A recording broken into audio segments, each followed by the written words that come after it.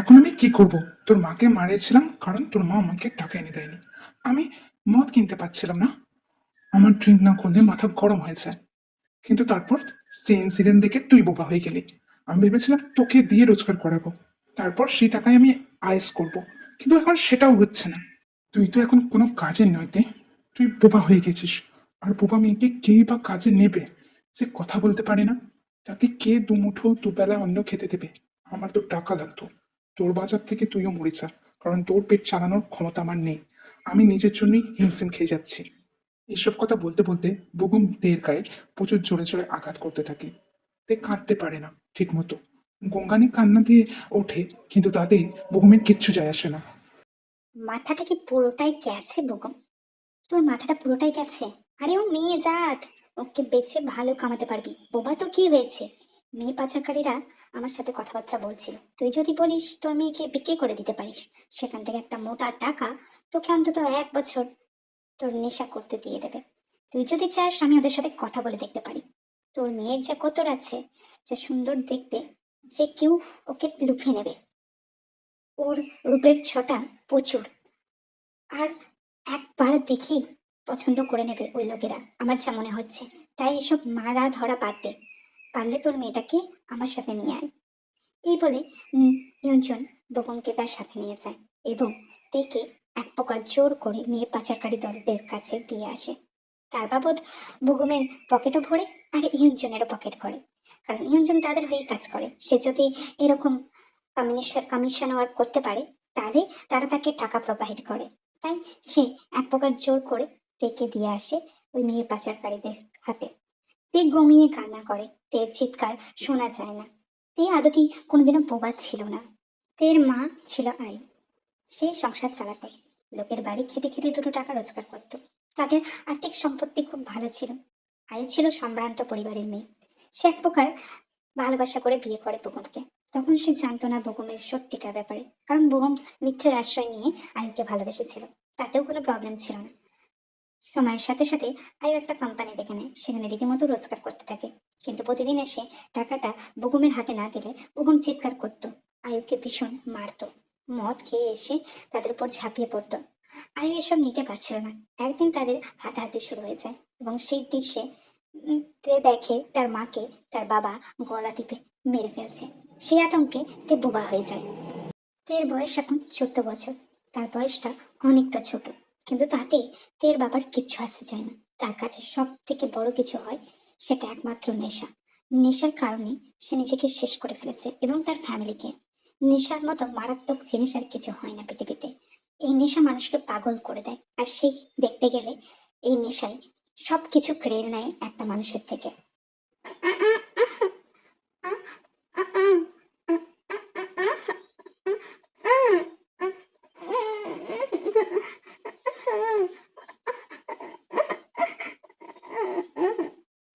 এই মেয়ে, এই গোয়ারি কান্না চুপ করবি? এরকম চিৎকার করছিস কেন? তুই এমনিতেও বোবা, তোর কথা কেউ বুঝতেও পারছি না আমরা। তাই চুপ কর। তোর বাবা তোকে এখানে বেঁচে দিয়ে গেছে। আবার কি, এখান থেকে ওখানে যাবি, খেতে পাবি অন্তত। তোর বাবার মতো নিষ্ঠুরতা কেউ করবে না, ঠিক আছে? কান্না বন্ধ কর, এখানে চুপ করে বস। আমাকে আর বিরক্ত করিস না। সাহেবরা এক্ষুনি চলে আসবে, আর তারা যদি দেখে যে আমি তোকে এরকম ভাবে রেখেছি না, তারা আমাকে শেষ করে ফেলবে। তুই প্লিজ চুপ কর। যিশু চলে যাওয়ার পর কিছু লোক তাকে ধরে জোর জবরদস্তি করতে থাকলে তেহান তাদেরকে মেরে এক প্রকার দৌড়াতে লাগে। ছোট বাচ্চা মেয়েটির কোনো ধারণাই ছিল না যে দুনিয়াটা এতটা নিষ্ঠুর হতে পারে। সে তো কথাও বলতে পারে না। তার হাতের রক্তাক্ত দাগ সে জল দিয়ে মুছে মুছে ঘষে দৌড়াতে থাকে রাস্তার এদিক ওদিক একভাবে। Shit, damn man. এমনিতেই অফিসে যেতে আজকে আমার লেট হয়েছে, তার উপর গাড়ির সামনে আবার কি পড়লো দেখা যাক। কোনো রেসপন্সও পাচ্ছি না। আর রাস্তায় এরকম কাউকে পড়ে যেতে দেখলে তো বাইরের লোকেরা এসে আমাকে পিটাবে। তার থেকে ভালো মেয়েটাকে হসপিটালাইজ করে দিই গো। নয়তো কে জানবে এই মেয়েটার খোঁজ খবর কি হবে না হবে। তার পরিবার যদি এসে আমাকে ধরে, না না, দরকার নেই, সব লাফাঙ্গা মিটিয়ে যায়। তারপর গিয়ে অফিসে মিটিংয়ে বসবো। তো সব তো বিয়ে হয়েছে, কোথায় বউকে একটু সময় দেবে তা না, সবসময় ভাই ডাকছে আর ছুটছে। তোমার ভাইয়েরও একটা বিয়ে দিয়ে দেওয়া দরকার। নয় নয় করে 28 বছর হলো, আবার কবে বিয়ে করবে? ও বিয়ে করুক, একটা বউ জোটাক, তারপর দেখবো মজা। সব সময় এইরকম মোমেন্টে রাখবে। আমরা দুজন একটু টাইম স্পেন্ড করছিলাম, এই সময় তোমাকে ফোন করতে হলো। যাই হোক, যাও দেখো কি বলছে। পেশেন্ট বোধহয় কোনো এক সময় ভীষণ আতঙ্কে ছিল। সেই ট্রমার কারণে ওনার পাচন শক্তি এখনো ফিরে পায়নি, তবে যে কোনো সময় পাচন শক্তি ফিরে পেতে পারে। আপনারা ওকে বেশি প্রেসারাইজ করবেন না। আমরা জানি না এই ট্রিটমেন্টের পর ও পাচন শক্তি ফিরে পাবে কিনা, তবে আগে যখন আপনি হসপিটালে অ্যাডমিট করেছিলেন তখনও কথা বলতে পারছিল না। এইসব লাফড়াই কেন চড়ালি চাঙ্কুক? টাকা দিয়ে কোনো একটা হোমে দেখে আসতে পারতিস। এমনিতেও তুই অলরেডি কমিটেড। চেনির জন্য কোনো মেয়ের দিকে তাকাস না পর্যন্ত। আর মেয়েটার বয়স খুব কম। এত কম বয়স। যাই হোক, তুই তো প্রতিবন্ধী মানুষদেরই তোর কাছে রাখিস। তাহলে কেউ কি তোর ওখানে কাজে রেখে দিবি? কি চিন্তা ভাবনা করছিস? পরিষ্কার করে বল, কারণ জানাটা তো দরকার। তারপরে যতদিন ও বোবা আছে ততদিন কাজে রাখতেই পারে, বয়সটাও কম। আশা রাখি ও নিজের পাচন শক্তি খুব শীঘ্রই ফিরে পাবে। আর যখন ও নিজের পাচন শক্তি ফিরে পাবে, ও কথা বলবে, তখন আমরা ওকে ছেড়ে দেবো। সেরকম হলে কোনো হোমে রেখে আসবো বা কোনো আশ্রমে, যেখানে ও নিজের জীবনযাপনটা করে ফেলতে পারবে।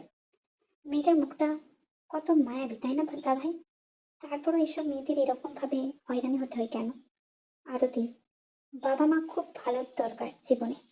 যাদের বাবা মায়ের সঠিক নয় তাদেরকে অনেক কিছু সাফার করতে হয়, তাই না দা ভাই? যাই হোক, এসব কথা পরে আবার কন্টিনিউ করব। মেয়েটার জ্ঞান কখন ফেরে কে জানে। ততক্ষণ অবধি আমি আর তুই চাই চোখ অফিসের কাজটা দেখে নি। নিশ্চয়ই জেমিন বৌদি ভাই আবার আমার উপর রেগে গেছে। আমি জানি তোদের নতুন নতুন বিয়ে হয়েছে, কিন্তু লাফড়াই পড়েছিলাম বলেই তো ডাকতে হলো। নয়তো আমি তোকে ডাকতাম না, তোদের কোয়ালিটি টাইম স্পেন্ড করতে দিতাম। এমনিতেও আমি বুঝি মর্মটা। জেনির সাথে আমার এত বছরের সম্পর্ক, কিন্তু আমরা কোনোদিনও কোয়ালিটি টাইম স্পেন্ড করিনি। মেয়েটা অন্যরকম। আমি জানি না, শুধুমাত্র শপিং করতে নিয়ে যেতে বলে, ডিনার করতে নিয়ে যেতে বলে। দুজনটা আমার মনে কি চলছে সেটা জানার চেষ্টা করে না। অবাক লাগে, কোয়ালিটি টাইম মানে কি ওইসব দাফায়? শরীর ছোঁয়াছুঁয়ির বাইরেও তো একটা মনের ব্যাপারও থাকে। আমি চাই ও আমায় বুঝুক, শুনুক, কিন্তু জেনি কোনোদিনও ট্রাই করেনি। আর ভাল লাগছে না এসব, সত্যি। জানি না, এদিকে মাও মত দিচ্ছে না। ওনার মতে ওনার কোনো ফ্রেন্ডের মেয়ে আমার জন্য উপযুক্ত, তার সাথে কন্ট্যাক্ট করার চেষ্টা করছে, পাচ্ছে না। যদি ওই মেয়েকে ধরে এনে আমার সাথে বিয়ে দিয়ে দেয় তাহলেও একটা কেলেঙ্কারি। যাই হোক, আমি তাহলে যাচ্ছি। তবে তুই কি থাকবি না আমরা দুজনে যাবো? মেয়েটার তো জ্ঞান ফিরবে। তারপর জাঙ্কুককে সুগা বলে থেকে যেতে এখানে, কারণ সে যখন এসেছে সে অফিসের কাজটা একটু সামনে নেবে। ততক্ষণ অবধি জাঙ্কুক এই মেয়েটার কাছে থাকতে পারবে। জাঙ্কুক তোমাকে কেয়ারটেকার হিসেবে রাখছে।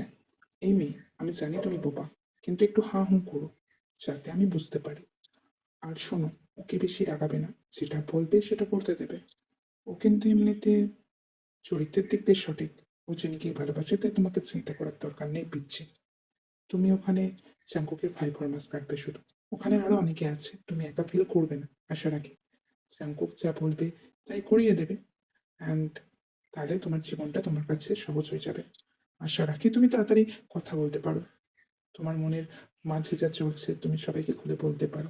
এটা খুবই কষ্টের, কিন্তু এর সান্ত্বনাও আমার কাছে নেই। কিন্তু জাঙ্কুক ভীষণই রকচটা মানুষ, তাই ওকে ওয়েট করাবে না। কোনো কিছুতেও অভ্যস্ত নয় অপেক্ষা করতে। যে সময় খাবার দিতে বলবে সে সময় খাবার দিয়ে দেবে। যেই ফরমাসটা খাটতে বলবে যে সময়, সেটাই করবে। আমি তোমাকে নিয়ে এলাম কারণ জাঙ্কুক অফিসে চলে গিয়েছে। জাঙ্কুক এখানে ছিল হসপিটালে, কিন্তু ওরও কাজ আছে। দেখো, নিজের জায়গাটা ভুলে যাবে না। নিজে একটা দাসী, তার উপর আবার বোবা। বুঝতেই পারছো, বোবা দাসী তুমি। তবুও জাঙ্কুক তোমায় কাজে রেখেছে। আমাদের জাঙ্কুকের মন এতটাই অনেক বড়, তাই তুমি সেই মানটা রক্ষা করবে। একদম জাঙ্কুককে রাগাবে না। রাগালে কিন্তু তোমার জন্যই সেটা খারাপ হবে। আর আমি চাই না জাঙ্কুক তোমার উপর চিৎকার করুক। তোমার বয়সটা অনেকটা কম।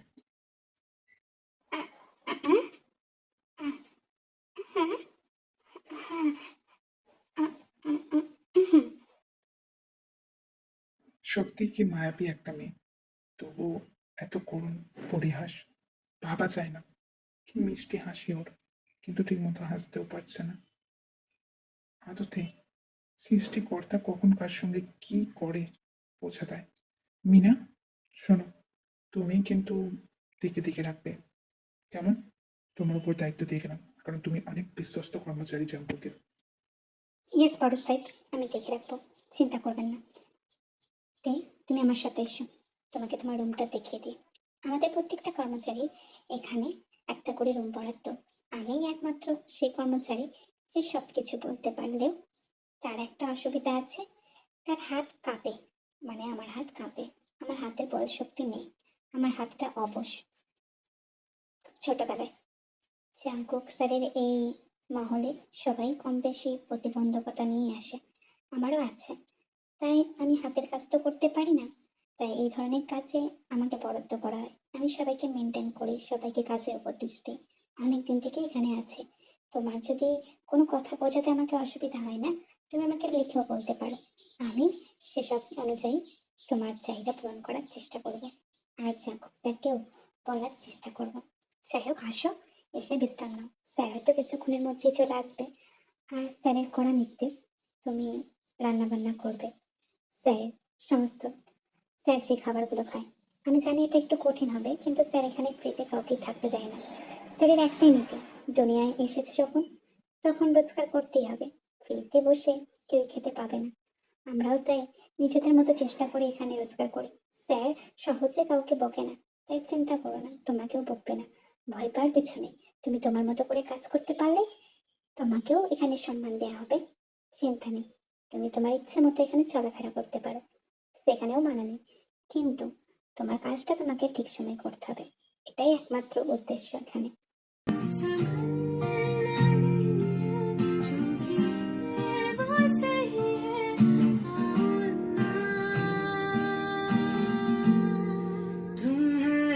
সুগা, এটা আপনি কি করছেন? আপনি হঠাৎ আমার উপর ঝাঁপিয়ে পড়ছেন কেন? আপনার কি উদ্দেশ্য? এভাবে কাছে আসবেন না। অবশ্যই কোয়ালিটি টাইম ম্যাটার করে আমার কাছে, তারপরে হুটহাট করে এভাবে দেখুন, আমি এখনো প্রস্তুত না। কোয়ালিটি টাইম মানে অনেক কিছু হয়। দেখুন, এসবের জন্য আমি প্রস্তুত না, একটু সময় লাগবে। আরে, একবারই ক্ষীর পড়লে না মুখে, বারবার খেতে চাইবে চিনি। কথা দিতে পারি, একবারটি ট্রাই করে দেখোই না। আমি আর পারছি না।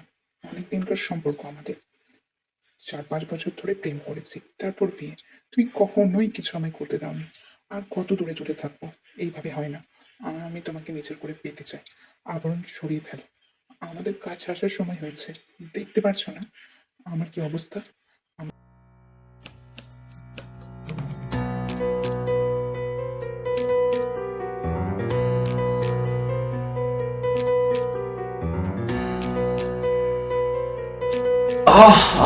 배부르다.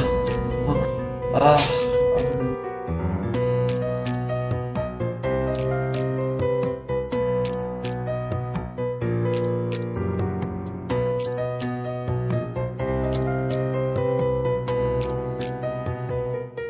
আশা করি এই ক্ষীর তোমার মুখে আজীবন লেগে থাকবে, আর তুমি বারবার খেতে চাইবে। আর তোমার রসালো গোলাপজাম আমার ভীষণ পছন্দ হয়েছে। নিজেকে সংবরণ করে রাখা কঠিন, সময় পেলেই কিন্তু আমি গোলাপজাম খেতে চাইবো তোমার থেকে। দিও কিন্তু। তে রান্না বান্না করতে মনোযোগ দিচ্ছিল। খুব ছোটকাল থেকেই তাকে রান্না করতে হয় যখন তার মা কাজে বেরিয়ে যেত। আজও নতুন না, ইশারায় বারবার বলছিল মিনাকে যে তার রান্না বান্নার কাজ সমস্ত হয়ে গিয়েছে, সে এবার রেস্ট নিতে যাবে। মিনাও তাকে সম্মতি দেয়। মেয়েটা ভীষণ মিশুক, মিনাও বুঝতে পারে মেয়েটার কপাল সত্যি খারাপ, নয়তো এরকম পরিস্থিতির শিকার কেউ হয়? এত সুন্দর রূপ, এত মিশুক, এত ব্যবহার ভালো, মেয়েটার সব দিক দিয়ে পরিপূর্ণ। জাঙ্কুক স্যারের সাথে দারুণ মানাবে, কিন্তু বলতে পারবে না সে, কারণ জাঙ্কুক স্যারের তো অলরেডি লাভার আছে জিন। সে যখনই এসেছে এখানে একটা কারোর সাথে ভালো ব্যবহার করেনি, টাকা ছাড়া যার কাছে অন্য কিছুর দাম নেই। আর এই মেয়েটা বিগত 1 মাস ধরে কাজ করছে এখানে। মিনার অবাক লাগে, খাওয়া পড়াটুকু ছাড়া এই মেয়েটা কোনোদিনও টাকা পয়সাও নেয়নি। জাঙ্কুক সাহেবকেও বলা হয়নি এই ব্যাপারে, কিন্তু খুব শীঘ্রই হয়তো বলতে হবে। তাই নিজের খাবারটা কমপ্লিট করে চলে যায় রুমে, কারণ প্রতিদিনের মতো সেও ভেবেছিল আজকেও এসে জাঙ্কুক স্যার নিজেই খাবে। ওয়েট দে, তুমি কোথাও যাচ্ছ না। বিগত 1 মাস ধরে তুমি আমার যাবতীয় ব্রেকফাস্ট, লাঞ্চ, ডিনার তৈরি করেছো। কিন্তু এখন থেকে আরো অনেক কিছু করতে হবে তোমায়। ফ্রিতে তো আমি তোমাকে টাকা দিতে পারবো না। এখানে সবাই কম বেশি অনেক কাজ করে, সে তুলনায় তুমি কম করতে। তোমার শরীর ভালো থাকার না থাকায় আমি তোমাকে ছাড় দিয়েছিলাম। এখন থেকে আমাকে খাইয়ে দিতে হবে 3 টাইমস। হ্যাঁ, 3 টাইমসই আমাকে খাইয়ে দিতে হবে তোমায়। আমার ড্রেস তোমাকে আয়রন করে দিতে হবে, আমার ড্রেস তুমি কাচবে, আমাকে ড্রেস পরিয়েও দেবে। আর কিছু কিছু দিন আমার বাদ পেপারেও করবে। হ্যাঁ, আমার স্নানের প্রণালীতে যে জিনিসগুলো লাগবে সেগুলোও তোমাকে দেখতে হবে। তাছাড়া আরো অনেক কাজ, আমার ব্যক্তিগত যে কাজগুলো অন্য কেউ করে না সেগুলো তুমি করবে। তোমার হাতের রান্না সত্যি প্রশংসনীয়, আমার খুব ভালো লেগেছে। কিন্তু তার সাথে সাথে এখনো অনেক কাজ তোমায় করতে হবে, এটুকু মনে রেখো। এখানে ফ্রিতে কিছু হয় না, স্যাংকুক ফ্রিতে সবাইকে আর যাই হোক দেয় না। গোপন সূত্রে জানতে পেরেছি তুমি মেয়ে পাচারকারীদের সাথে ছিলে, আর তোমার বাবা তোমাকে ওখানে বেঁচে দিয়েছিল। সেখান থেকে এক প্রকার পালিয়ে এসেছিলে, তার জন্য তুমি মার্ডারও করেছিলে। তারপর আমার গাড়ির সামনে এসে দ্যাটস ইট। পুলিশরা এই বিষয় নিয়ে তদন্ত করছিল, কেসটা আমি চাপা দিয়ে দিয়েছি। আর তোর জন্য একটা মোটা টাকা আমি দিতে হচ্ছে, সেই মোটা টাকার দায়টা তো আমি তোমার কাছ থেকেই উঠাবো। আমি একটা ইজি মানুষ নতে, হয়তো কিছুই শুনেছ। আমি মানুষটা রকচটা, ভীষণ রকচটা, ভীষণ বদমেজাজি। তাই everything need to be proper time. সেই কাজগুলো এখন থেকে করবে, সেগুলো ঠিক সময়ে করবে। That's all. আমি কোনো রকম না শুনতে চাই না। তোমাকে যেমনি বাঁচাচ্ছি তার প্রতিদান হিসেবে এগুলো আমি তোমার থেকে ডিজার্ভ করি। তারপরে কেটে গিয়েছিল 3 সপ্তাহ মতো। বোবা মেয়ের মুগ্ধতা দেখে চাঙ্কুক অবাক হচ্ছিল। চাঙ্কুকের প্রতিটি কাজ সে খুব সাবধানে করছিল। খাইয়ে দেওয়া, তার বাদ প্রিপারেশনের জন্য জল তৈরি করে দেওয়া, ইভেন প্রতিটা জামা আয়রন করে দেওয়া, সাথে সাথে কিছু জিনিস চাঙ্কুকে গুছিয়ে দেওয়া। মেনলি একটা বউ যা করে তার স্বামীর জন্য, যেটা চেনির কাছ থেকে এক্সপেকটেশন করেছিল, সেই কাজগুলো থেকে দিয়েই হয়ে যাচ্ছে। হয়তো টাকার জোরে কি বলে, কিন্তু তাও চাঙ্কুক কিছু কিছু সময় তীর দিকে মুগ্ধভাবে তাকিয়ে থাকতো। বুঝতে পারতো না আদতে এই মেয়েটা কি চায়, তার কি কোনো ষড়যন্ত্র, বা সে কি এসেছে কোনোভাবে জাঙ্কুককে বাঁচাতে। কারণ জাঙ্কুকের কাজ সম্পর্কে সবাই তো সবটা জানে না। সে একজন বিজনেসম্যান, এটাই সবাই জানে। তার বড় একটা বিজনেস আছে, আর সেই বিজনেসের থ্রু দিয়ে অনেক বিজনেস সে তৈরি করেছে। অনেক অনেক জায়গায় তার বড় বড় বিজনেস কোম্পানি আছে, এটুকুই। তাই এর উপর চোখে চোখে নজরে নজরে রাখে দেখে জাঙ্কুক। তুমি আমার পেছনে কেন বসেছো? বসেছো, এটা কি ব্লাড মার্ক কেন এখানেতে? আমি বলেছি আমার সমস্ত কাজ নিপুণ লাগবে, নিট অ্যান্ড ক্লিন। তোমার তুমি তুমি কি ঠিকঠাক ড্রেসও পরো না? দেখো তুমি আর রাস্তার মেয়ে নও। তুমি একজন বোবা মেয়ে হলেও তো তোমার এই জ্ঞানটা থাকা উচিত যে নাকি লোকে সত্যি বলে বোবা মানুষদের আসতেই কোনো ভ্যালু নেই। দেখো আমার পিছনে এটা কিসের দাগ? কেন দাগটা থাকবে? এটা রক্তের কেন দাগ? কোথা থেকে এলো? Answer me damn it. এখনো চুপ করে কেন আছো? আমি তোমাকে কিছু একটা জিজ্ঞাসা করছি, answer me. I said answer me. জাঙ্গুকের চিৎকার শুনে মিনা এক প্রকার দৌড়াতে দৌড়াতে আসে, এসে থেকে বারবার জিজ্ঞাসা করে, কিন্তু তাই কিছু উত্তর দিতে পারছিল না। সে এক প্রকার ভয়ে কুঁকড়ে গিয়েছিল। জাঙ্গুকের এইরূপ সে আগে কখনোই দেখেনি, তাই সে একবারে কথাও বলতে পারছিল না। তার চোখ দিয়ে অঝরে জল পড়ছিল। মিনা তখন ভালোভাবে চেক করে দেখতে পারে যে তের জামার পিছনে রক্তের দাগ। তে আদতে এই ব্যাপারে কিছু জানে কিনা সেটা জিজ্ঞাসা করতে সে ওখান থেকে টিকিট টেনে নিয়ে যায়, আর চাঙ্কুক স্যারের বিছানা চেঞ্জ করে দিয়ে যায়। চাঙ্কুক স্যারকে বারবার সরি বলে এবং বলে যে তের দ্বারা এই ভুল হয়েছে, আর দ্বিতীয়বার হবে না। এসব কথা বলে তেকে নিয়ে চলে যায় মিনা।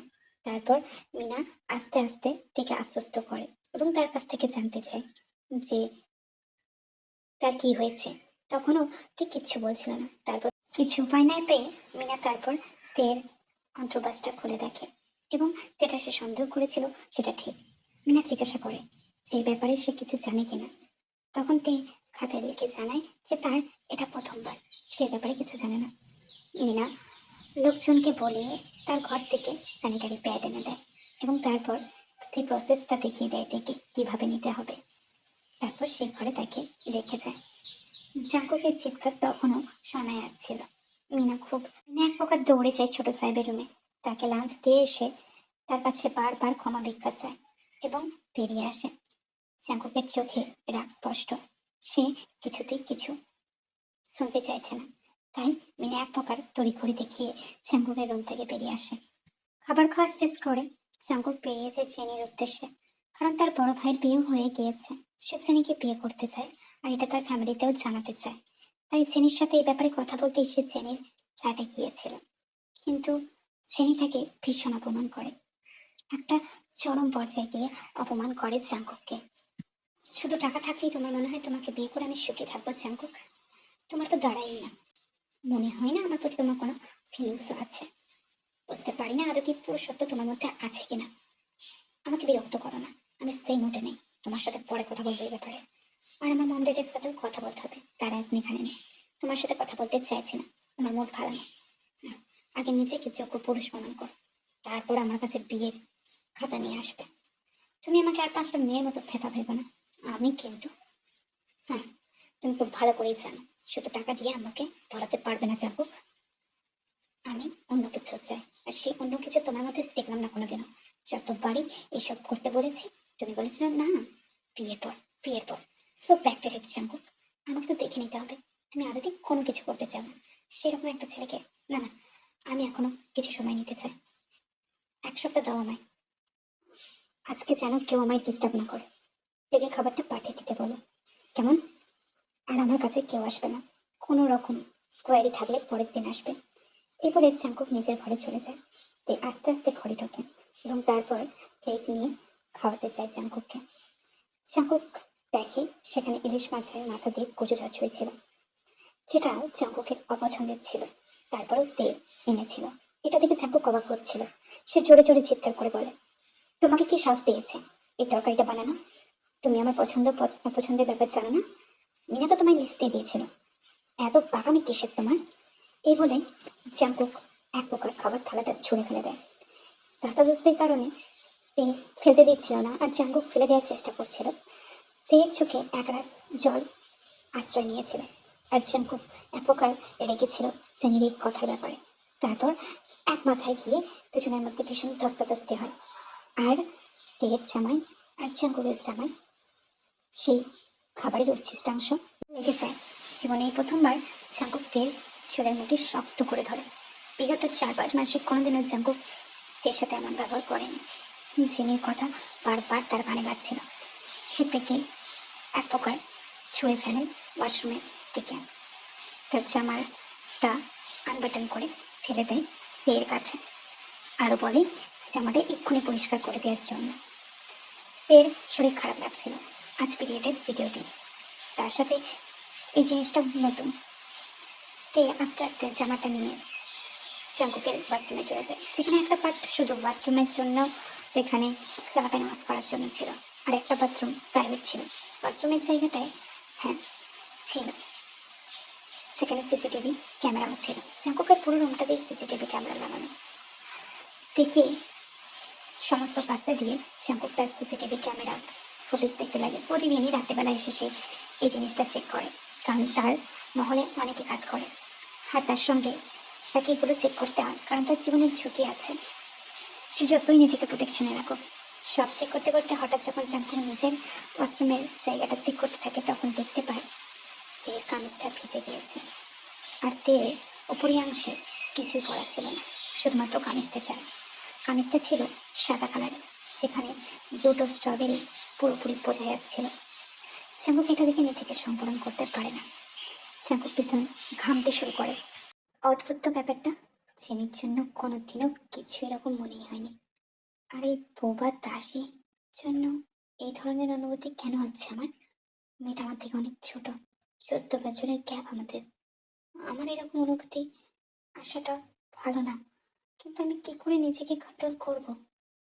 জাঙ্কুক ওর দিকে তাকাতে থাকে, তার হাত নিচের দিকে চলে যায়, আনবাটন হয় জিভ।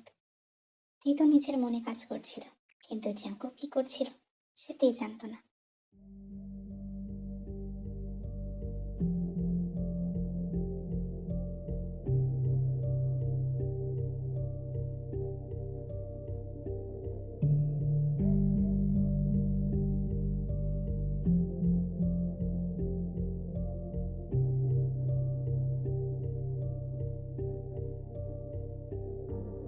কি নিষ্ঠুর এই দুনিয়া।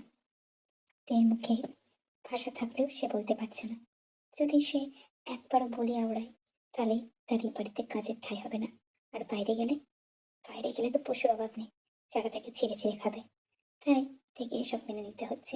আর তেও মুখ বুজে সব কাজ করে বেরিয়ে যায় রুম থেকে। সেদিনের পর থেকে তের কোনো দুঃসাহসিকতা দেখায়নি। ওই রান্নার পথটা তৈরি করেছিল কারণ ওই রান্নার পথটা তের খুব পছন্দের ছিল। ভেবেছিল জাঙ্কুক যদি টেস্ট করে, জাঙ্কুকের যদি ভালো লাগে। কিন্তু তারপর থেকে আর কোনো রকমই দুঃসাহসিকতা সে দেখায়নি। জাঙ্কুককে খাইয়ে দিয়েছে, জাঙ্কুকের শার্ট আয়রন করে দিচ্ছে, জাঙ্কুককে ভালো মতো যত্নে রেখেছিল তে, কারণ এটাই তার কাজ ছিল। তে একটা ওরা কাটেনি। তে জানতো যদি এখান থেকে সে বেরিয়ে যায়, তার জায়গা কোথায় হবে কেউ জানে না। কারণ এই সোসাইটিতে মেয়েদের জন্য না আর যে কেউ রেপ হয়ে যেতে পারে যে কোনো সময়। তাই তের কাছে এই জায়গাটা অনেক বেটার। এখানে অ্যাটলিস্ট সে দাঁতের চাপ চেপে থেকে যেতে পারবে।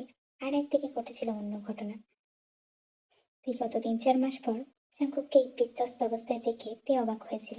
চোখের লাল রক্তিম বর্ণ, মনি, চুলগুলো এলোমেলো, গলা থেকে 3টি শার্টের বোতাম ওপেন। কেমন একটা বিধ্বস্ত ভাবে সে ঘরের দিকে এগিয়ে আসছিল। তেরও সময় হয়ে গিয়েছিল রাতের খাবার পৌঁছে দেওয়ার কথা অনুযায়ী। আর তেও রাতের খাবার নিয়ে জাঙ্কুকের রুমের দিকে এগোচ্ছিল ভয়ে ভয়ে। তোদের সমস্যাটা কোথায়? তোরা মেয়েরা ছেলেদের ইমোশন নিয়ে খেলতে খুব ভালো পারিস, তাই না? আমি ছাড়বো না, কাউকে ছাড়বো না, কখনোই ছাড়বো না। অনেক হয়েছে। কে কিছু বুঝতে পারছিল না। তে ভয়ে একপাশে দাঁড়িয়েছিল।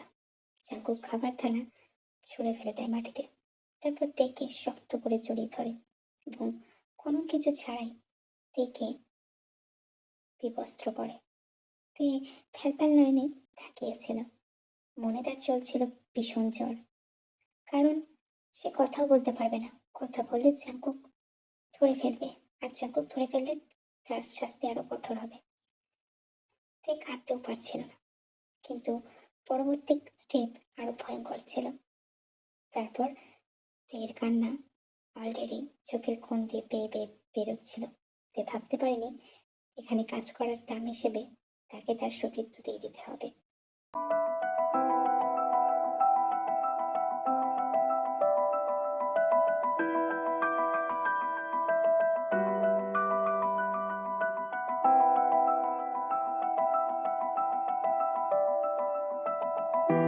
So what you trying to do to me? It's like we can stop, we're enemies, but we get along when I'm inside you. You're like a drug that's killing me. I cut you out entirely, but I get so high when I'm inside you. খুব ভোর রাতে এক প্রকার খুঁড়িয়ে খুঁড়িয়ে জাঙ্কুকের room থেকে নিজের রুমে চলে আসে তে। সে ভেবে পায় না তার কি দোষ ছিল, কে কি দোষ করেছে, তার ফলস্বরূপ জাঙ্কুক কেন তার উপর ঝাঁপিয়ে পড়েছিল। আর যাই হোক, মানুষটাকে ভালো ভেবেছিল তে, শুনেও ছিল তার অন্যত্র সম্পর্ক আছে। তারপরেও কেন সে এরকম করলো? ভাবতে তার আজকে ঘৃণা হচ্ছে। তার শরীরে নিজে থুতু দিতে ইচ্ছে করছে। সে তো এইসবের হাত থেকে মুক্তি পাওয়ার জন্যই এখানে কাজে এসেছিল। কখনোই ভাবিনি এখানে বিধ্বস্ত হতে হবে। খাবার নেওয়ার সময় জাঙ্কুক বুঝতে পারে তার পিঠে আঁচড়ের দাগ স্পষ্ট, কিন্তু সে ভেবে পায় না এই দাগগুলো কোথা থেকে এলো। তার মানে ওই চেনি মেয়েটা তোকে চিট করলো। ওর সাইড সিক্স এত ছিল, মানে এতগুলো সাইড চিক্স তোকে রেখেছিল তোর টাকা নিয়ে ফুর্তি আইস করতো। দুজনকে সঙ্গম করার মুহূর্তে দেখে ফেলেছিলি কাইয়ার চিনি। বুঝতে পারলাম সবটাই, কিন্তু এখন কিছু করার নেই ভাই, নিজেকে সামলাতে হবে। তুই একটা ভুল মানুষকে ভালোবেসেছিলিস, দ্যাটস অল। আচ্ছা, কিছু মনে করিস না। তোর ওই বোবা দাসী, আই মিন তে, তাকে ভারী সুন্দর দেখতে, তোর সাথে ভীষণ যাবে। ওকে একটু ভালো করে পড়াশোনা করা না। সত্যি কথা বলতে মেয়েটা সত্যি খুব সুন্দর, আমি তোকে জোর করছি না, কিন্তু একবার দেখিস। আমার তো ভীষণ মায়া লাগছিল মেয়েটাকে। মেয়েটা সত্যি খুব মিশুকে একটা মেয়ে, চেনির মতো এত কচুটে বানানা। আর জীবনে তো এগোতেই হবে। আমি জানি তোর ইগো হার্ট হবে যে একজন দাসী, তাই জন্যই বলছি। ভেবে চিন্তে এগোস, তারপরে ওই মেয়েটাকে ভারী পছন্দ হয়েছে, তাই বলে ফেলাম। আর হ্যাঁ, আজকে মা যাবে তোদের ওখানে, তাই তাড়াতাড়ি বাড়ি গিয়ে লাভ নেই। বাড়ি গেলেই কিন্তু বিয়ের কথা তুলবে, তখন তুই আরো এম্বারেসিং মোমেন্টে পড়বি। তার থেকে বরঞ্চ অফিসেই কাজ কর, বুঝলি? তুমি কেন বাইরে আসছিলে না? আমি প্রতিনিয়তই জাঙ্কুকের নতুন নতুন মেয়েদের সঙ্গে আলাপচারিতা করে থাকি। তোমার এখানে কোনো অসুবিধা হচ্ছে? কথা বলছো না কেন তুমি? মিনা পাশ থেকে উত্তর দেয় সে বোবা। তারপর চিন মিনাকে তাড়িয়ে দেয় সেই রুম থেকে। আমি চলে যাওয়ার জন্য বলে, যাতে সে তেয়ের সাথে ভালোভাবে কথা বলতে পারে। কথা বলতে বলতে একসময় লক্ষ্য করে তেয়ের গলার চেনটা, যেটা একটা হার্ট শেপের ছিল। সেটা খুলতেই দেখা গেল তার চিরপরিচিত বন্ধু আয়ুর ছবি, আর তার পাশে তার মেয়ে। চিন উৎসব নিয়ে জিজ্ঞাসা করে, তুমি আয়ুর মেয়ে? সত্যিটা বলো। এই প্রথমবার তেহান মুখ খোলে এবং জানায় হ্যাঁ, সে আয়ুর মেয়ে। এবং আয়ুর সঙ্গে কি রকম করুণ পরিস্থিতি গেছে, আজকে তার এই জায়গায় ঠাঁই হয়েছে। চিন আরো বলে, সে কেন এরকম অসুস্থ, তে সে কথাও খুলে বলে। চিন খুব অনুতপ্ত বোধ করে এবং সঙ্গে সঙ্গে মিনাকে একটা ফোন কিনে আনার জন্য বলে। মিনা ফোনটা কিনে এনে দিতেই আবার চিন্তাকে চলে যাওয়ার জন্য বলে। ফোনটা দিয়ে সেখানে ফোন নাম্বারটা সেভ করে সে তের হাতে দিয়ে দেয়। তোমার মা এককালে আমার ভালো বান্ধবী ছিল। আমার আর জাঙ্কুকের বাবা যখন বিয়ে হয় তখন কিছুতেই পরিবার মেনে নিচ্ছিল না। তোমার মা অর্থ সাহায্য থেকে সব রকম সাহায্য করেছিলেন আমাদেরকে। আমি কখনোই ভাবতে পারিনি তোমার মা যাকে বিয়ে করবে সেরকম অমানুষ হবে। তবে তোমার মা একটা ব্যাংক অ্যাকাউন্ট দিয়ে গিয়েছিল, সেখানে তোমার পয়সা রাখা ছিল। বিয়ের পর তুই একদিন বাদ সেই এই পয়সাটা তোমার নামে সাবমিট করে রেখে দিয়েছিল আমার কাছে। এখন তোমার বয়স হয়নি, যখন বয়স হবে সেই টাকাটা তোমার অ্যাকাউন্টে চলে যাবে। আমি সত্যি অনুতপ্ত জাঙ্কুকের ব্যবহারের জন্য। জাঙ্কুক আমার এরকম ছেলে ছিল না, ও তো জেনিকে ভালোবাসতো। তোমার সঙ্গে কেন এরকম করেছে আমি জানি না। তবে হ্যাঁ, আমি সত্যতা বজায় রাখবো। তুমি বলেছো যে তুমি বোবা, সেটাই আমি জানবো। আমি বুঝতে পেরেছি তোমার কত নীরবতা, নিষ্ঠুরতার কারণে তুমি বাইরে বেরোতে চাও না। সবকিছু আমি নিজের মধ্যে লুকিয়ে রাখবো। আমি তো তোমার মা হতে পারবো না, আর বলতেও পারবো না মায়ের মতো। তবে একটা বন্ধু হিসেবে তুমি আমাকে সবটা বলতেই পারো। আমি চেষ্টা করবো তোমার পাশে থাকার। এর থেকে বেশি কিছু বলতে পারছি না। আর জাঙ্কুক যে কোনো মুহূর্তে চলে আসতে পারে। সে যদি আমাদের কথা শুনে নেয় ব্যাস, তাই এখন আমি আসতে হবে। জাঙ্কুক এই কদিন তের মুখ দেখেনি, এক প্রকার তাকে ইগনোরই করেছে। তারপর একদিন হঠাৎ করে সে আবার বসে ল্যাপটপ চেক করতে, সিসিটিভি ফুটেজ চেক করতে। তার কাছে সব বিষয়টা ক্লিয়ার হয়ে যায়। কেন সেদিন তার পিঠ চলছিল, সে ভীষণ অনুতপ্ত ফিল করে। অ্যান্ড সেম টাইম আবার দ্বিতীয়বার দেখে এই অবস্থায় দেখে তার ছোট্ট সদস্য জেগে যায় এবং অ্যাজ ইউজুয়াল প্রথমবার দেখে দেখে যা করেছিল জাগক তাই করে এবং নিজেকে শান্ত করে। সে তের ঘরে যায় কথা বলার জন্য, কিন্তু দেখে সেখানে তের নেয়। এই ব্যাপারটা তাকে ভীষণভাবে নাড়া দেয়। সে খুঁজতে থাকে, মেয়েদের জিজ্ঞাসা করতে থাকে। তখন মিনা জানায় যে জাঙ্কুকের মা তাকে নিয়ে গিয়েছে। সেই এখন তাকে পড়াশোনার জন্য উপযুক্ত করে তুলবে। আর এমনিতেও আরও জানান যে জাঙ্কুকের মায়ের পুরনো বান্ধবীর মেয়েই হচ্ছে তে। এটা জানার পর জাঙ্কুকের আরো অনুতপ্ত বোধ শুরু হতে থাকে। সে আত্মগ্লানিতে ভোগে। ইভেন সে তের সাথে কথা বলেনি, সেক্ষেত্রে কি ক্ষমা চায়নি, আর এত কিছু ঘটে গেল। কিন্তু তাকেও বাড়ি ফিরতে হবে। এই এক সপ্তাহ থেকে ইগনোর করে সে কষ্ট পেয়েছে। তে কত সুন্দরভাবে খাবার মেখে খাইয়ে দিত, কত পরিষ্কার করে চুল মুছিয়ে দিত, জামা প্যান্ট কাছে এনে পরিয়ে দিত, শুয়ে থাকলে তা হাত পা টিপে দিত। আমাকে কষ্ট দেখলে মাঝে মাঝে জিজ্ঞাসা করতো, খাতা পেন নিয়েও লিখতো, কিন্তু জিজ্ঞাসা করতো আমি কি সে বোবা বলে তাকে দূরে সরিয়ে দিয়েছি। কিন্তু ও একটা দাসী, আর আমি ওকে ভালোবাসতে পারি না। দ্যাটস না জাঙ্কুক, এত কিছু ভেবে লাভ নেই। এমনিতে তোকে বাড়ি ফিরতেই হতো, তা ভাইয়ের সাথে কথা বলাও লাগবে। সবকিছু ভেবে জাঙ্কুক বাড়ি চলে যায়, তার নিজের বাড়ি, যেখানে তার দাদা, বাবা, মা সবাই আছে, আর সাথে ওই মেয়েটা। জাঙ্কুক রেহানকে ভালোবেসে ফেলেছে, সেটা তার বিশ্বাস করতে এখনো বাধছে। প্রথমত সে বোবা, দ্বিতীয়ত সে দাসী, তৃতীয়ত সে জাঙ্কুকের থেকে অনেকটা ছোট। সবকিছু মিলেমিশে জাঙ্কুক স্থির হতে পারছে না। আর এদিকে থেকে ছাড়া তার একটা দিনও এখানে যেন কাটছে না। অভ্যাসে পরিণত হয়েছিল মেয়েটি। তবুও জাঙ্কুক তাকে ভুল বুঝেছিল। That's all. আর জাঙ্কুক যেটা রাতে করেছিল সেটা হয়তো তার আগে থেকেই না, মানে জাঙ্কুক ওই দিন ঘটনার পর থেকে কতবার নিজেকে শান্ত করেছে তের কথা ভেবে, সেটা জাঙ্কুকই জানতো। কিন্তু ড্রিঙ্ক করার পর যে এই অবস্থায় হয়ে সে কখনোই এটা বুঝতে পারেনি। তার মনে ভীষণ অনুতপ্ত বোধ কাজ করছে। আমি এখানে এভাবে থাকতে চাই না আন্টি। লন্ডনে কে পড়াশোনা করব? মায়ের যে ফান্ডটা আছে সেটা ভেঙেই নয়। আপনি এটুকু করেছেন, এটাই অনেক। আমি আর কিছু চাই না। বুঝতেই পারছেন একটা ট্রমা লেগে গেছে। এমনিতেও ছোট থেকে জন্মে বাবা মাকে প্রতিনিয়ত ওই অবস্থায় দেখেছি। বাবা প্রতিনিয়ত মাকে মারতো। সেসব সহ্য করতে পারতাম না আমি চোখের সামনে। সেসব দেখতেও পারতাম না। তবু কাউকে কিছু বলার ছিল না। সেই জায়গা থেকে পালিয়ে আসলাম। এখানে ভেবেছিলাম একটু আশ্বাস পাবো, কিন্তু এরকম ইনসিডেন্ট। আমি সত্যি এখানে থাকতে চাই না আন্টি। আর জাঙ্কুক সাহেবও তো এখন আমার সাথে কথা বলেন না। উনি ভালো আছেন। উনি এসব ভুলে গেছেন। আমিও ভুলে যেতে চাই।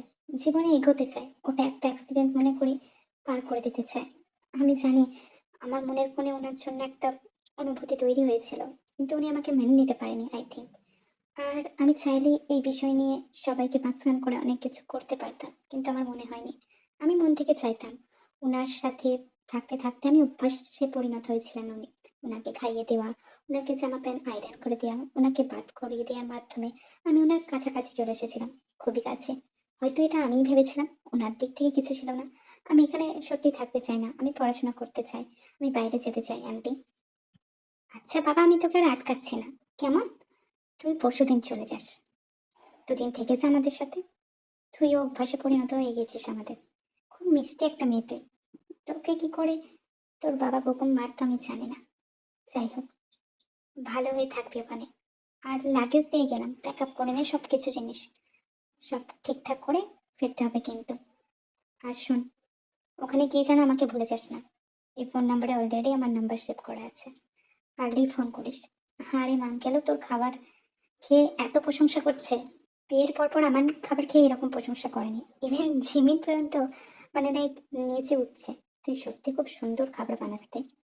আর তোর হাতের লেখা এই কদিনে যখন তুই আমার সামনে পড়তে বসছিলি, দারুণ। তুই অনেক বড় হবি দেখিস। তোর মা আয়ু খুব ভালো মানুষ ছিলেন। আমি জানি ওর পরিণতিটা এরকম হবে আমি কখনোই ভাবিনি, কিন্তু তোর পরিণতি এভাবে হবে না। আমি এই ব্যাপারে লক্ষ্য রাখবো। কখনোই তোর পরিণতি এরকম করুণ হবে না। আমি সে ব্যাপারে দেখে রাখবো। যাই হোক, গিয়ে রেস্ট নে। শুনলাম নাকি আবার জাঙ্গু আসবে আজকে বাড়িতে। তুই যদি মুখোমুখি না হতে চাস, ঘরেই থাক। কেমন? বাবা দেবরজি, তুমি এখানে? তোমার তো এখানে আসার কথা নয়। তোমার তো কাজ কাজ কাজ আর অফিস। হঠাৎ এখানেই না? কোনো দরকার ছিল নাকি? না মানে, তুমি তো আসো না। ইভেন আমার অ্যানিভার্সারি গেল তোমার দাদার আর আমার, সেই দিনও তুমি আসতে পারলে না। আমি তো ভাবলাম তুমি হয়তো বাড়ির ঠিকানায় ভুলে গিয়েছো। যাই হোক, মা উপরে আছে, যেতে পারো তুমি। কি? তে কোথায় আছে? ও, ওই বোবা মেয়েটা। হুম, উপরের রুমে, মায়ের পাশের রুমেই ও আছে। আসি তাহলে, আমি তোমার জন্য কিছু জলখাবার বানিয়ে আনি। নিজেরা তো ভালো মতো রোম্যান্স করো, তারপর দাদাকে ডাকলে আমার নামে গালও দাও, তাই না? আমার রোম্যান্স করার লোক তো খুঁজে দিতে পারবে না। আর ওই মেয়ে চেনি, ও আমাকে বিট্রে করলো। তুমি বলেছিলে, তোমার কথা শুনেনি। যাই হোক, এই পক্ষের মেয়ের দেখার দায়িত্ব তোমাকেই দিলাম। তুমি দেখে দাও কাউকে। দেখে কি পছন্দ হয়েছে তোমার? না মানে আই মিন, দেখে ভালো মেয়ে। তোমার তো এই বিষয়ে ধারণা আছে। ভেবো না যেন আমি বিয়ে করবো বলে বলছি। না না, এরকম কোনো ব্যাপার না। মেয়েটা ভালো না কালো যতই হোক, বাইরের মেয়ে তো, বাড়িতে এনে মা রেখেছে, যদি চুরি চামারি কিছু করে। তুই আড়াল থেকে সব কথাটা শুনে ফেলে। এর নিজের প্রতি খুব ঘৃণা হয়। শাঙ্কুক সাহেবের মহলে এতদিন ছিল, কোনোদিনও একটা জিনিস সাথে নেয়নি। তারপরেও এই ধরনের কথা কি করে বলতে পারলো চাঙ্কুক সাহেব? তার কাছে সেটা আশা করেনি। অবশ্য অনেক কিছুই আশা করেনি যেগুলো তার সাথে হয়েছে। পুরুষ মানুষ, সে তো দেখেছে তার বাবাকে।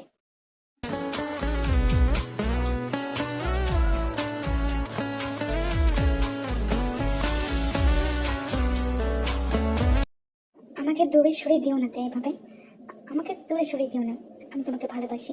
আমি জানি বুঝতে আমার একটু দেরি হয়ে গিয়েছে। আমাকে ক্ষমা করে দাও, প্লিজ আমাকে ক্ষমা করে দাও। তোমার দুটো পায়ে পড়ে প্লিজ আমায় ক্ষমা করে দাও। তেহান কাঁদতে কাঁদতে ঘর ছেড়ে দূরে পালিয়েছে। তেহান চাঙ্কুকের সামনে আসতে চায় না। চাঙ্কুকে দেখলেই তার এখন ভয় লাগে সে রাতের কথা ভেবে। তে এটাও জানে চাঙ্কুক সেটা নিজের ইচ্ছাতেই করেনি, কিন্তু বয়সটা কম হয় সবটা মেনে নিতে এখনো তার অসুবিধা হয়। চাঙ্কুক জানতেও না তার পিছনে কত বড় ষড়যন্ত্র রচনা করেছিল জেনি। জেনি আর কায়েম মারতে চেয়েছিল চাঙ্কুককে, আর আজকে সেই সুযোগটাও ছিল। চাঙ্কুক ভীষণ জোরে ড্রাইভ করছিল, সে দিক বিদিক হারিয়ে নিজেকে দোষারোপ করছিল। সবকিছুর বিরুদ্ধে গিয়ে আজকে নিজেকে শেষ করে দিতে চাইছিল।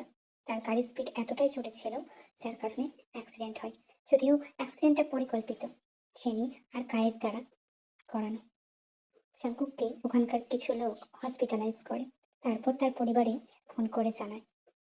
টাকাও পেলাম না আর কিছুই পেলাম না, ভেবেছিলাম জাঙ্কুককে খুন করে একটু জোড়াবো, তা না ওখানকার চত্বরের লোকেরা ওকে হসপিটালে অ্যাডমিট করে দিল। আর তারপর জাঙ্কুকের বাবা নামজুম, এখানকার প্রতিপত্তিশালী ব্যক্তি, আমাকে আর কাইকে জেলে ভরে দিল। ভাবতেও অবাক লাগছে কোথায় কি ভেবেছিলাম আর কোথায় কি হয়ে গেল। কিচ্ছু হলো না, ড্যামিট। আমার কত বছরের স্বপ্ন ছিল একটা বড় লোকের বউ হব, তারপর তার টাকায় বসে বসে অ্যাস করবো, সেটা আর হলো না। কি করা যাবে? আই হোপ তাড়াতাড়ি আমরা এখান থেকে রিলিজ পেয়ে যাই, তাতেই বেটার হবে। কিন্তু সহজে হবে না, তারা আমাদের অন্য দেশে পাচার করে দিচ্ছে। জাঙ্কুকের বাবার প্রচুর পাওয়ার, তারা আমাদেরকে মেরে ফেলার হুমকি দিয়েছে। এখন তো আমার রীতিমতো ভয় করছে, কেন আমি জাঙ্কুকের পিছনে লাগতে গেলাম। আপনাদের ডোনার ব্যাংকে ও পজিটিভ রক্ত নেই। আমার ছেলের যদি কিছু হয়ে যায় আমি আপনাদেরকে ছেড়ে কথা বলবো না। এই প্রাইভেট নার্সিংহোম আর থাকবেই না বলে দিলাম। নামজুন এক প্রকার রাগে কান্নায় ছটফট করতে থাকে, আর সেই মুহূর্তেই দিয়ে আসে। দিয়ে আরো জানায় সেই রক্ত দেবে। আমি জানি আমি যদি ওনাকে ক্ষমা করে দিতাম, আমি ওনাকে বুকের কাছে আঁকড়ে নিতাম, তাহলে এই দিনটা হতো না। কিন্তু আমার জন্য উনি নয়, ওনার জন্য আমি নয়। আমি রক্ত দেব, যতটা রক্ত লাগে নিয়ে নিই। আন্টি, আজই আমি এখান থেকে চলে যাবো। জাঙ্কুক ভালো থাকুক, আমি আর এখানে থাকতে চাই না। জাঙ্কুককে একবার দূর থেকে দেখে তে ওখান থেকে চলে যায়।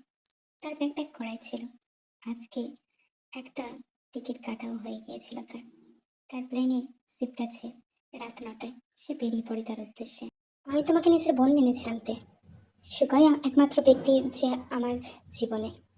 আমি অনাথ আশ্রমে বড় হয়েছিলাম, আমি তোমার কষ্টটা বুঝতে পারি। আমি তোমাকে ভীষণ ভালোবাসি। আমি তোমার কাছ থেকে একটা কথা চাই, তোমাকে আমাকে সেই কথাটা দিতে হবে। তুমি যদি সত্যি আমাকে বন্ধু হিসেবে মেনে থেকো। বলো চিনিন দে, আমি মানবো।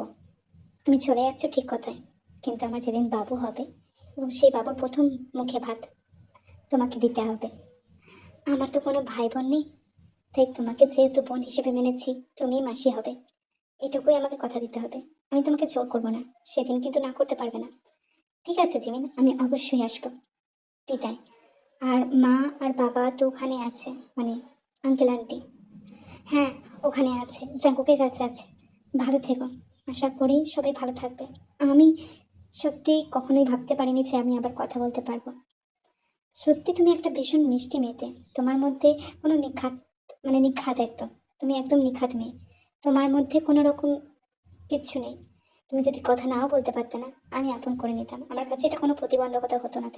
তুমি ভীষণ একটা ভালো মেয়ে। নিজের খেয়াল রেখো, আর সুগা যাচ্ছে তোমাকে ড্রপ করে দেবে। Thank you. ভালো থেকো চিনি, খুব শীঘ্রই দেখা হবে। একদমই, তুমি কিন্তু আসবে। জাঙ্কুকের কথা ভেবে যেন তুমি পিছিয়ে যেও না। জাঙ্কুক বিগত বছরে নিশ্চয়ই কাউকে আবার খুঁজে পেয়ে যাবে, আমিও সেটাই চাই চিমিন্দি।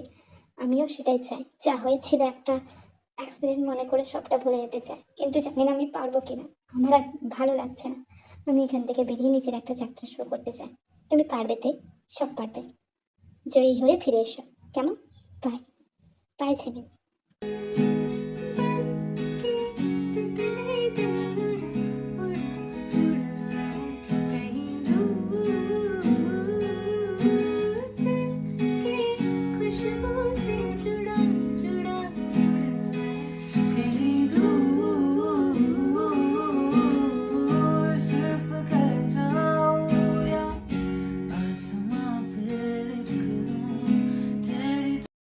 দেখতে অনেকটা সময় পার হয়ে গেল, আমি এখন ফ্যাশন ডিজাইনার নিয়ে পড়াশোনা করছি, মাস্টার্সও করেছি, একটা জবও পেয়েছি ভালো।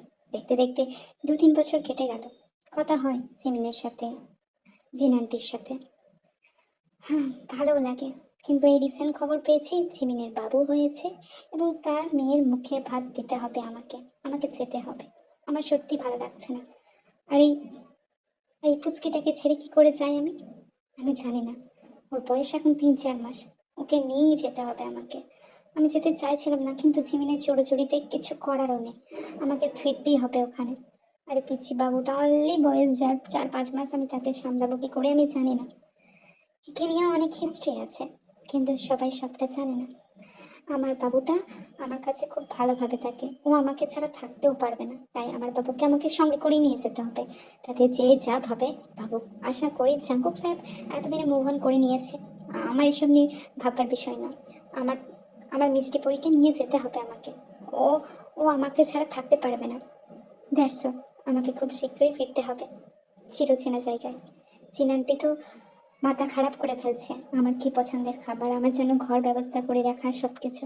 কখনো মনেই হয়নি উনি আমাকে বান্ধবীর মেয়ে হিসেবে দেখেছে, নিজের মেয়ের থেকেও বড় আদর দিয়েছে, ভালোবেসেছে, আপন করে নিয়েছে। আর এটাই হয়তো চেয়েছিলাম আমি কোনোভাবে। আর এখন দেখো, আমার বাবু, আমার মিষ্টি পরি আমার হাতে। দাবাই সত্যিতে আসবে আজকে? অনেকদিন বাদ দেখবো, অনেকদিন বাদ। 32-এর কোটা পার হয়েছে। আমি আর কিছুতেই পারছি না। আমি বুঝেছি এর অনুপস্থিতি আমাকে ভীষণভাবে কাঁদায়। বিগত বছরে চোখের পাতা এক করতে পারিনি। ও কখন আসবে তা ভাই, কখন আসবে? সব ভেবে কোনো লাভ নেই জাঙ্কুক। তুই এগিয়ে চল জীবনে। তের সাথে তের বাবুও আসবে। তুই এ ব্যাপারে জানিস না? মা জিমিন তোকে কিচ্ছু বলেনি? তাই ওকে পাওয়ার স্বপ্ন ভুলে যা। ওর সাথে ওর বাবু আসবে, তারপরেও তুই। জাঙ্কুক, এটা মানায় না। তুই নিজের জীবনে এগো। তুই তো এর জীবনে এগিয়ে গেছে। তো কি হয়েছে দাদা ভাই? তুমি আমি দুজনেই জানো যে আমরা সিক্রেট মাফিয়া। কূটনৈতিক বুদ্ধি আমাদের সব দিক দিয়ে এগিয়ে। তের হাজবেন্ডকে সে বিষয়ে পাতা লাগাও। জানো, তের বাবুকে আর থেকে অ্যাকসেপ্ট করতে আমার কোনো প্রবলেম নেই, কিন্তু তের শুধুই আমার। জেনি আমার সাথে কাত্তারি করেছিল। জেনি আমার পিছে অনেক সাইড ট্রিক্স রেখেছিল, কিন্তু তে এটা করলে তের থেকে খারাপ আর কারো হবে না। তেকে আমার মনে ধরেছে বহুকাল। ভেবেছিলাম জেনি আমার প্রথম ভালোবাসা, কিন্তু তে জীবনে আসার পর বুঝলাম ভালোবাসা আদতেই কি।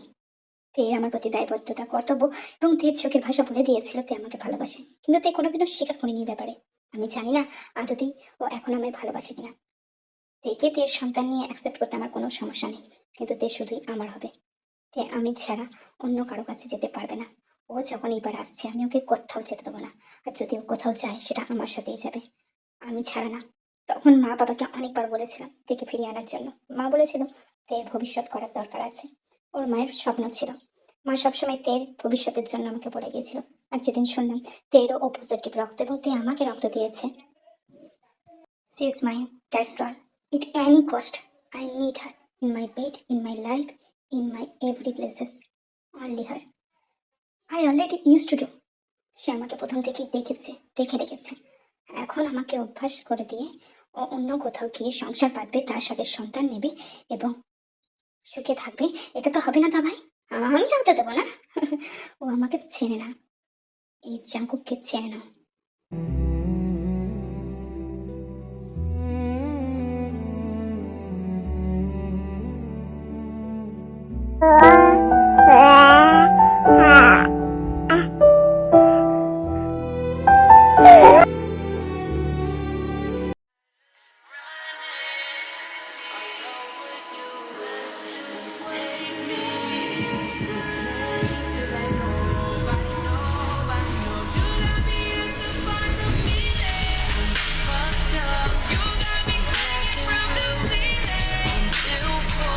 বাবার সামনে এরকম ভাবে টেনে ধরে আপনার ঘরে এনে আমাকে এরকম অস্বস্তিকর পরিবেশে ফেলার মানে কি জাঙ্কুক সাহেব? আপনি কি দেখতে পাচ্ছেন না আমার বাচ্চাটা ওখানে কাঁদছে? আমাকে আমার বাবুর কাছে যেতে হবে। আমার বাচ্চাটা কাঁদছে, আমাকে ওর কাছে যেতে দিন প্লিজ জাঙ্কুক সাহেব। আমাকে জোর করবেন না। আপনি আপনার জীবনে এগিয়ে যান, আমাকে প্লিজ জোর করবেন না। জীবনে প্রথমবার তোমার গলা শুনলাম। তোমার গলার সুর তোমার মতনই মিষ্টি, সুন্দর, শুভ্র, শুদ্ধতা দিয়ে ঘেরা। আমি তোমাকে ভালোবাসি, সেদিনকেও বলেছিলাম, আজও বলছি। তোমার বাচ্চার বাবা কে আমি জানি না। তুমি তাকে ছেড়ে দাও, ডিভোর্স দিয়ে দাও। আমি তোমাকে আপন করে নেবো, তোমার বাচ্চাকেও। কখনো সে জানতেই পারবে না যে আমি তার জন্মদাতা বাবা নই। জাগো, তুমি কিছু বলছিল না কিতে? দেখো, আজকেই তুমি আসবে আমি ভাবতে পারিনি। তোমাকে রেডি হতে হবে। আমার বাবুটা অনেকক্ষণ না খেয়ে আছে। মুখে ভাত দেবে না মিমি? মুখে ভাত তো দেবো জিমিন, কিন্তু আমি ভাবছি আমি কি পরবো। সবকিছু তোমার ঘরে দিয়ে আসা হয়েছে, তুমি কি কিছু একটা ফ্রেশ হয়ে খেয়ে নিয়ে রেডি হয়ে নাও। আর শোনো, জাঙ্গুকের কথায় এত কিছু মনে করো না। ও তোমাকে পাওয়ার জন্য আওয়ারা হয়ে আছে। জানো, 32 বছর বয়স হয়ে গেল, এখনো বিয়ে থা করে তোমার কথা ভেবে। আমরা এতবার বলছি এগিয়ে যেতে জীবনে, কিন্তু সে তোমাকে ছাড়ার পাত্র নয়। যাই হোক, আমি তোমাকে নিতে আসবো, কেমন? তুমি রেডি হয়ে নাও।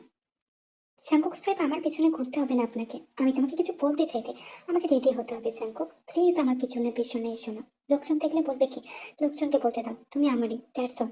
আমি তোমার সাথেই যাবো। যাও না জাঙ্কুক। আহ, জাঙ্কুক, কি করছেন? এত জোরে ঢোকালে হয় না, আস্তে আস্তে ঢোকাতে হয় এসব জিনিস। আপনি তাড়াহুড়ো করছেন। এরকম করলে তো আমি ব্যথা পেতেই থাকবো। ওয়েট করুন একটু। আরে অ্যাডজাস্ট হতেও তো সময় লাগে, এরকম করলে তো হয় না। একটু ধৈর্য ধরুন। এত জোরে প্রেস করে কোনো কিছু হয় না, প্লিজ। সেই কখন থেকেই তো অ্যাডজাস্ট করার চেষ্টা করছি, কিছুতেই ঢুকছে না তোমার মধ্যে। আমাকে তেল লাগাতে দাও, তাহলে যদি একটু ঢোকে, হয়তো সহজ হবে তোমার মধ্যে ঢোকানোর জন্য। উফ, এইবার একটু রিলিফ পেলাম। এই জন্য বলে ধীরে ধীরে সবকিছু করা উচিত। সবকিছুতে তাড়াহুড়ো করতে নেই জাঙ্কুক। ইস, আস্তে না আস্তে এসব শুরু করে দিয়েছে দেয়ার জাঙ্কুক।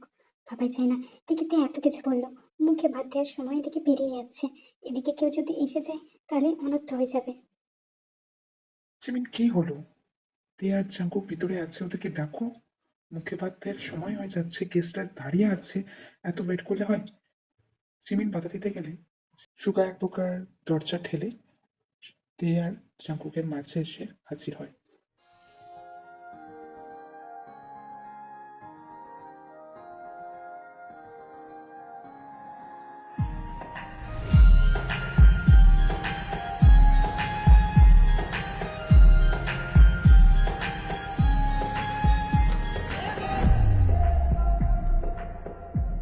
ধর ধর, আমিও কিসব ভাবছিলাম, ছি। যাই হোক, তে চলে এসো জাঙ্কুক। আ আসবে, ঠিক আছে? মুখে ভাত দেওয়ার সময় হয়ে গেছে, তে চলে আসো।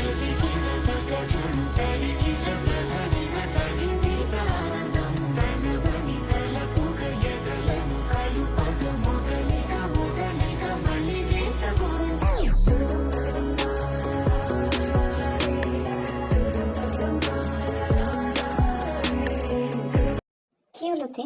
তুই আমাকে এখানে ডাকলি, কোনো অসুবিধা হয়েছে? বাচ্চাটা এরকম কাঁদছে কেন?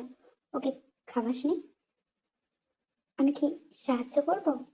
আমি জানি নতুন নতুন না হলে ফিডিং করতে একটু সমস্যা হয়।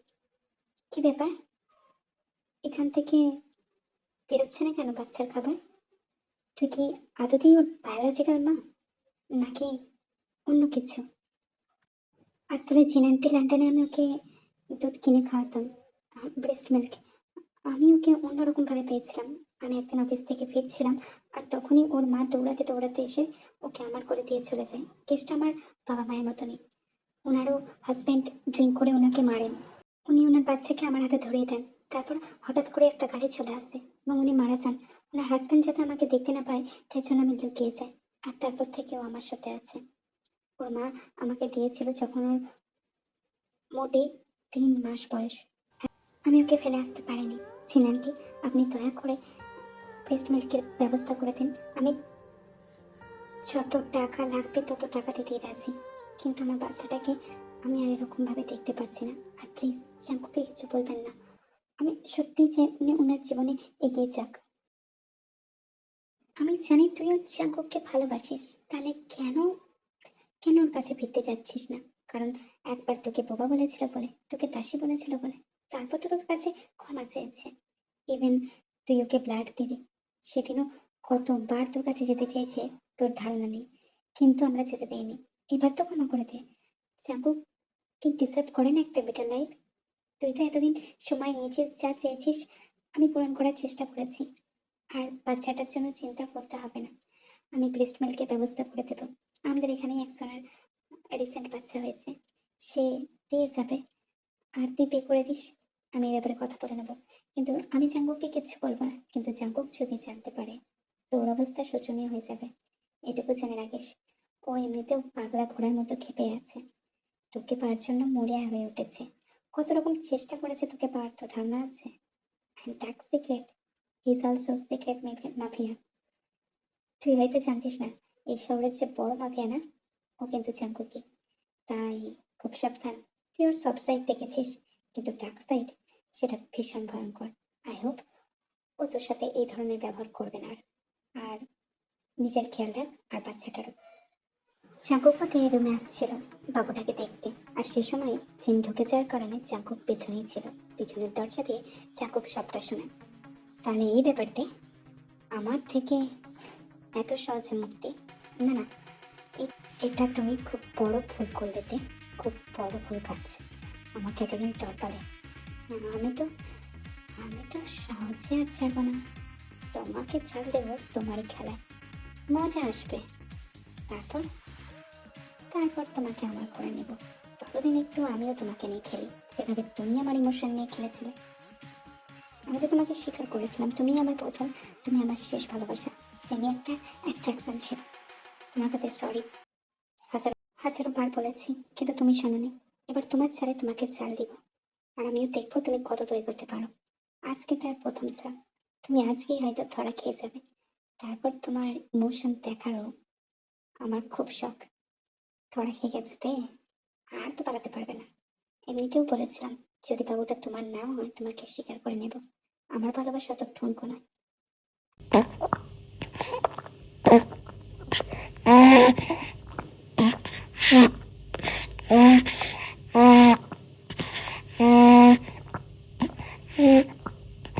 বলছিলাম, যদি কিছু না মনে করো, তাহলে ও যা খাচ্ছে আমিও কি তা পেতে পারি? আই মিন স্ট্রবেরি মিল্ক, না? স্ট্রবেরি মিল্ক খেতে আমার খুব ইচ্ছে আছে। তুমি যদি দয়া করো তাহলে তাও হয়ে যায় আর কি, বুঝতেই তো পারছো। তাদের খাওয়ার জিনিস আপনার না, আর আপনি বাচ্চাও না। নোংরামির একটা সীমা আছে জাঙ্কুক। আমি এমনিতেও খুব টায়ার্ড, সারাদিন অনেক ধকল গেছে, আমি ঘুমাতে চাই। প্লিজ আমাকে ডিস্টার্ব করবেন না, আপনি এখান থেকে যান। আপনার সাথে কোনো রকম বিতর্কে জড়াতে আমি রাজি নই।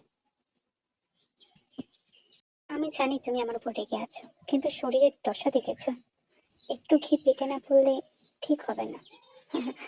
আর সেই ঘি আমি দিতে পারবো, যদি তুমি চাও। সেই ঘি খাওয়ার পর তুমি হৃষ্টপুষ্ট হয়ে উঠবে। আর তারপরে সুগাতা ভাই তারা ঠিকই বলেছিল, আপনার মাথাটা পুরোপুরি গেছে, আপনার বিয়ে করে নেওয়া উচিত। কি যাতা বলছেন, ঘি দেবেন আপনি? না মানে হাজতে কি প্রমাণ করতে চাইছেন? আমাকে বিরক্ত না করে আপনার হচ্ছে না, তাই না? আমি জানতো মশাই। এত রাতে আবার কে কল করছে? নাম্বারটা সেভ নেই। আননোন। তোর আর ভালো লাগে না, একদিকে জাঙ্কো, একদিকে এই ফোন না। উফ, ইনাফ। আমাকে কাছে আসতে না দেওয়ার কারণ কি তবে এটাই? লন্ডনে কাউকে জুটিয়ে নিয়েছো নাকি? Put the phone on speaker, then talk, okay? Rather, it is not good for you. I also need to listen that what that actually saying, what that person actually need. Baby, তাহলে তুমি এত রাগ করবে, ফোনটাও ধরবে না? আরে unknown number থেকে কল করলেও আমি তো তোমার ডার্লিং বলছি, তুমি বুঝতে পারছো না? লন্ডনে আমাদের দেখা হয়েছিল, তারপর কথা, বুঝতে তো পারা উচিত, তাই না? এত রাতে বাচ্চাটা ঠিক আছে তো? কি করছো বলো না? আরে সে সামথিং না। কি হলো, কিছু বলছো না যে? আর তোমাকে ঘৃণা খাইয়ে ছাড়ছি না তে, অনেক দেখে নিয়েছি। কাল বিয়ে হবে আমাদের, দ্যাটস অল। সময় না, কাছে আসতে অসুবিধা হলে দেরিতেই আসো। আমি তোমাকে আর অন্য কারোর হাতে যেতে দিতে পারি না। তুমি তলে তলে এইসব করে বেড়াচ্ছ, আমি কখনোই ভাবতে পারিনি। মা যেহেতু বলেছিল তোমার স্বপ্ন আছে, তুমি অন্যত্র পড়াশোনা করতে হবে, শুধুই পড়াশোনা করতে হবে, তাই জন্য আমি নাক গলাইনি। কিন্তু এবার আমাকে নাক গলাতে হবে, আর আমার খেয়ে তোমার পেটটা হিষ্টপুষ্ট করে দিতে হবে। তবে যদি তুমি বোঝো ভয়ঙ্কর জাঙ্কুক যে কতটা ভয়ঙ্কর হতে পারে তার সম্বন্ধে তোমার ধারণা নেই। এই ভুলটা না করলেও পারতে थे। রাত দুপুরে তোমার নাগর ফোন করবে, তারপর তোমার নাম্বারে, আবার আননোন করে রেখে দিয়েছে যাতে কেউ ধরতে না পারে। কেউ হয়তো বদমাইশি করে এসব করছে জাঙ্কুক, আমি আমি জানি না। আপনি বিশ্বাস করুন। আর আর কি করছেন? কি মিন করতে চাইছেন আপনি? ঘি তো এখানে আছে সোনা, এখান থেকেই তো ঘি দেবো তোমায়। তারপর তো সব কাজ হবে, তুমি হৃষ্টপুষ্ট হয়ে যাবে। আমি I wanna feel you. I want it all. I wanna feel you. Jungkook সাহেব, সেদিন আপনি অজ্ঞানে ছিলেন, আর আজকে সজ্ঞান আমাকে এসব কি করছেন? ছাড়ুন, আমি ব্যথা পাচ্ছি। উইথাউট উইথাউট এনি, না না, এমন করবেন না, এমন করবেন না, ছাড়ুন আমাকে। হ্যাঁ, যা করছি সজ্ঞানে করছি, কারণ তোমাকে বুঝিয়ে দেওয়া উচিত ছিল। You only belongs to me, that's all. যখন বোবা ছিলে তখনও ভালোবেসেছি, এখন বলি ফুটেছে তাও ভালোবাসি। তুমি যেমন, আমি তেমনই ভালোবাসি। এখন ঘি ঢালবো শুধু। रुकना नहीं मुझको, जिद पे आ गई हूँ मैं, इस कदर दीवाना बन चढ़ा हूँ। देखो ना यहाँ के मेरा हाल कैसा है, टूट के अभी तक ना जुड़ा। संभलना नहीं है, जो भी है वो सही है, आओ ना। तुम्हें अपना बनाने का जुनून सर पे है, कब से है। मुझे आदत बना लो एक बुरी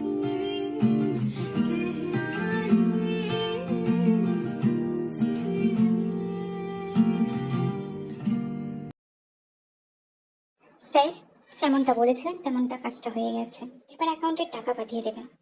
এসব কথোপকথন জাঙ্কুক শুনে ফেলে। জাঙ্কুক সকালের আলো ফুটতে না ফুটতেই তের জন্য কিছু খাবার বানিয়ে নিয়ে যেতে এসেছিল, কারণ তে চলাফেরা করতে আর পারছিল না, সেই অবস্থায়ও নেই, কারণ জাঙ্কুক আগের দিন রাতে তার সঙ্গে যা করেছিল, তারপর তের এক পা নাড়ানোর তো ক্ষমতা ছিল না। দেখে এই অবস্থায় দেখে জাঙ্কুকেরও খারাপ লাগছিল, তাই সে খাবার নিতে আসে। আর তখনই সুভার সঙ্গে ওই ছেলেটার কথা শুনতে পেয়ে যায়, আর সেম নাম্বার। তবে তুই এটা ঠিক করলি না, আর একটু সময় লাগতো তো লাগতো, আমি দেখে ভুল বুঝলাম শুধু শুধু। সুগা বলে যে এই ভুল বোঝাবুঝিটা ঠিক ছিল, নয়তো তারা কাছে আসতো না। সময়টা অনেকটা পার হয়েছে। জাঙ্কুককে এরকম কষ্টে দেখে তার ভালো লাগছিল না, তাই তাদের এটা প্ল্যান ছিল, আর সেই প্ল্যান আজ সাকসেসফুল। এটা আপনি ঠিক করলেন না জাঙ্কুক সাহেব, আমি উঠতে পারছি না। এখন খাওয়া দাওয়া করিয়ে দিচ্ছেন বলে নিজেকে কি ভাবছেন হিরো? কেন করলেন এটা আপনি? আমি আপনাকে ভালোবাসতাম, এখনো বাসি, কিন্তু একটু সময় নিতাম। এটা না করলেও চলতো জাঙ্কুক সাহেব, এমন কেন কষ্ট দিলেন আমায়? বাহ রে বাহ। তে তখন তো এরকম কথা বলছিল না তোমার শরীর, তুমি তো চাইলেই আমাকে সরিয়ে দিতে পারতে। আমি তোমার কাছে পারমিশন চেয়েছিলাম, তুমি কিচ্ছু বলনি। তোমার আর্তনাদ, তোমার মুভমেন্ট বলে দিচ্ছিল তুমি আদতে কি চাও। আর এখন আমার দোষ, ঠিক আছে, আমি তোমাকে যত্নে রাখবো যতটা পারি। তবে কথা দাও তুমি আমায় বিয়ে করবে। আমি আর পারছি না, আমার বয়স হয়েছে সোসাইটির চোখে। তোমার কাছে আমার বয়স হয়নি, আই থিঙ্ক কাল রাতে তুমি বুঝে গেছো আমার মধ্যে কতটা শক্তি আছে, কতটা জোর আছে, কতটা তছনছ করে দেওয়ার ক্ষমতা আছে। কিন্তু মা বাবা চান না আর দেরি করতে, তাই আমি চাই তুমি আমায় বিয়েটা করে নাও। তারপর আস্তে আস্তে সবকিছু হবে। আমি আর কিছু করবো না। আর যদি দাভাই আর জিমিনের একটা প্ল্যান ছিল, আর সেই প্ল্যানেরই শিকার আমরা। সরি, আমার তোমাকে বিশ্বাস করা উচিত ছিল, তবে চিন্তা করো না, এরপর আমি তোমাকে সবসময় বিশ্বাস করবো। তুমি যদি আমাকে বিষ এনে দাও আমি তাও খেয়ে নেবো, আর তোমায় কষ্ট দেবো না। তুমি শুধু একবার বিয়ে করে নাও আমাকে, দ্যাটস অল।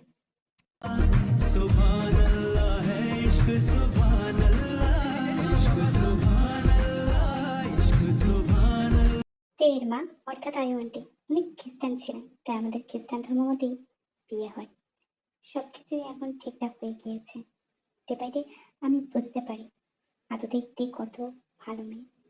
এখন আমার মনে পড়ে যায় সেই দিনগুলোর কথা, যখন দেব বোবার মতো থাকতো, কিন্তু তার ইমোশন প্রচুর ছিল। তার অভিব্যক্তি, তার অনুভূতি আমাকে ছুঁয়ে যেত। জাঙ্কুক, সরি, আমার মুড সুইংয়ের জন্য আমি তোমাকে এত কথা বলে দিলাম। কিছু মনে করো না। আমি সরি। ধুর পাগলি, আমি কিছু মনে করিনি। তবে আমার একটা ট্রিট চাই। আমাকে একটা হাত দিতে হবে। That's all.